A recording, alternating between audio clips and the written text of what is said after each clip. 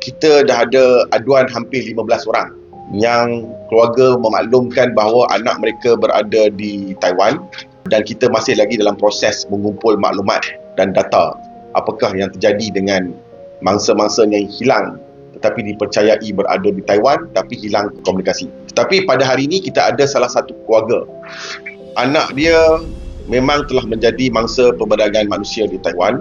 Ni dia punya kakak, sebelah kanan ni mak dia lah. Adik dia ni telah pergi ke Taiwan pada bulan 12 2024. Setelah itu hilang, tak tahu pergi di mana.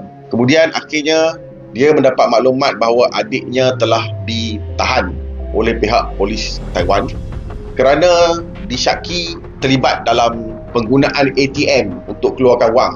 Kemudian adiknya telah melalui proses mahkamah dan dijatuhkan hukuman 25 tahun.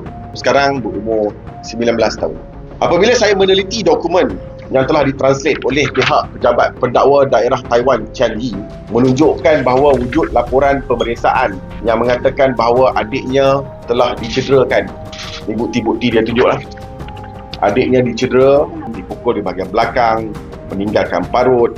Wujud kecederaan-kecederaan yang lengkap dan konsisten seperti mana yang menunjukkan bahawa ada unsur-unsur paksaan yang telah dikeluarkan laporan perubatan yang ada. Pun begitu, adiknya telah dijatuhkan hukuman oleh pihak mahkamah di Taiwan.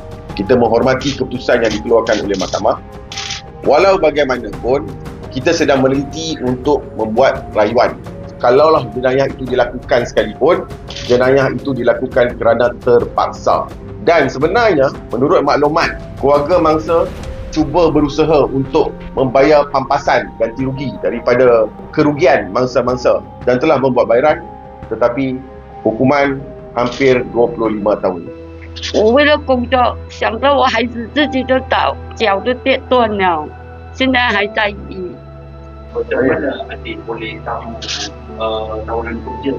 Dia nampak itu post kat di Taiwan punya app.